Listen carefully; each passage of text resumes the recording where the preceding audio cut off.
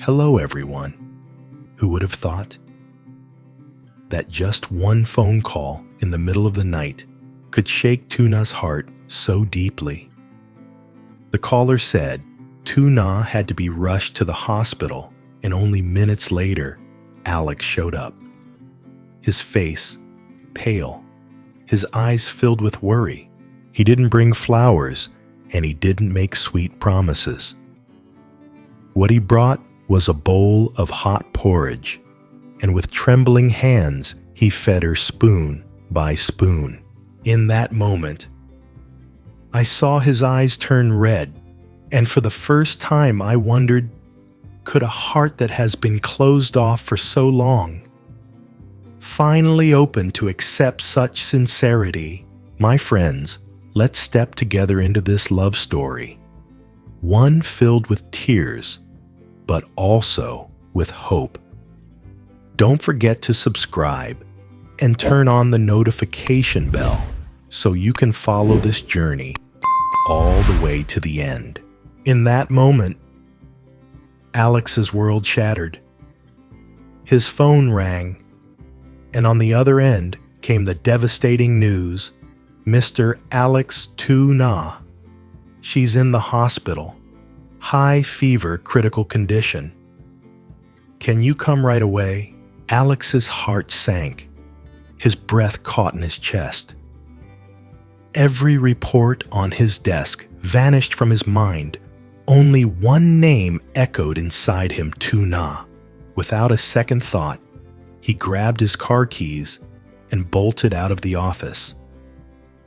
Outside, the night was heavy with cold rain, but nothing could slow him down. The wind howled, the rain slammed against the windshield, and all it did was make his heart race faster. You have to be okay. Tuna, please, be okay. His grip tightened on the steering wheel. His eyes red as he drove through the storm, desperate to reach her. Finally, the hospital appeared under the pale glow of fluorescent lights, cold and unwelcoming like a warning. Alex rushed inside his shirt, soaked and clinging to his body as if he had walked through a storm. He didn't care. At the reception desk, a young nurse looked up. Her eyes filled with both worry and pity.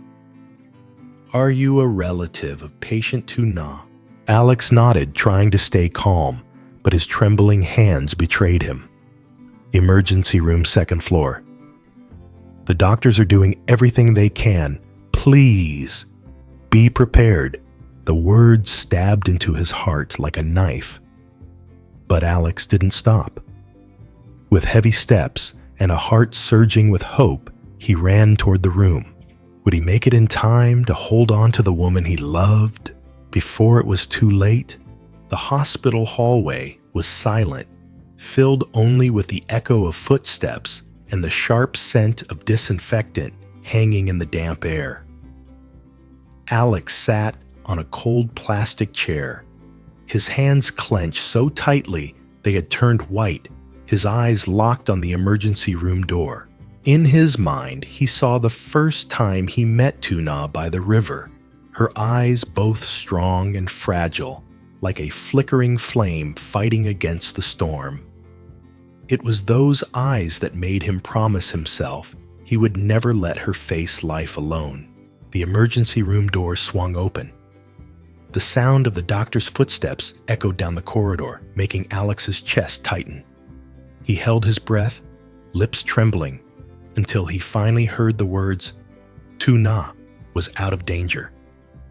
Relief washed over him, but it didn't last. A new fear rose quickly, the fragility of her life and the life of the baby. He stepped into the room. Tuna lay on the white hospital bed, her face pale damp with sweat. Even in weakness, her eyes still carried that spark of resilience. She tried to sit up, but Alex was already there, gently supporting her frail shoulders. His hand found hers, icy cold, and held it tight, pouring warmth into them both. In that moment, words became useless. His gaze told her everything. Not pity, not sorrow, but love and determination. And under that gaze, the wall she had built around her heart began to crack. After so many years of carrying the weight alone, she had never imagined someone would truly stay.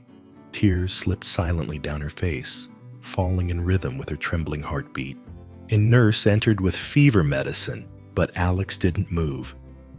He stayed by her side, his hand locked around hers, a silent promise that no matter what storms came, he would never let go. Dr. Lin returned her kind eyes soft behind fogged-up glasses. She gently pulled the blanket higher over Tuna and said quietly, "It's cold and rainy tonight. Illness can get worse easily. Keep her warm. And she's truly lucky to have you here." Her warm smile felt like reassurance.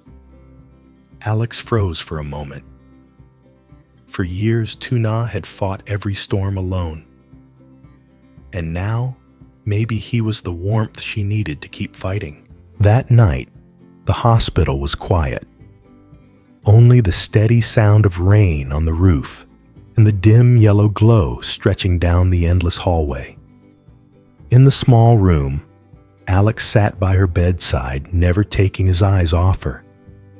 He told her silly stories from school, the time he tripped during a race in front of the whole class, or when he tried to act cool, but only ended up being teased by his friends.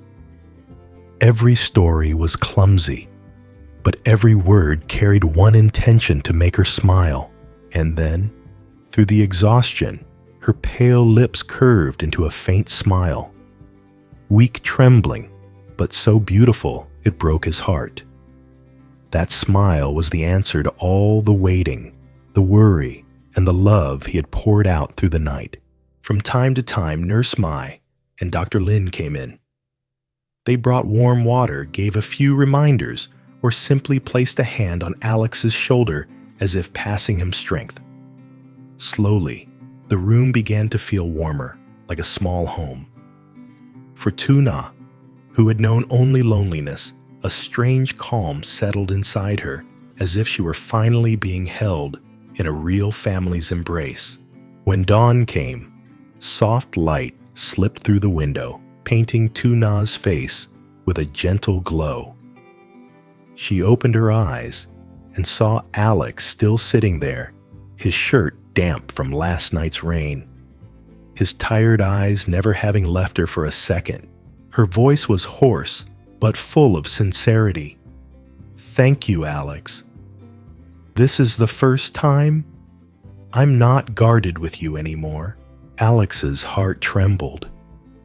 He gently squeezed her hand, a kind smile spreading across his lips. "I'll always be here, Tuna. Not just today, but whenever you need me." In that moment, the air in the room shifted. The coldness melted away, replaced by a different kind of light, the light of sharing, of trust being born. That whole day, Alex never left her side.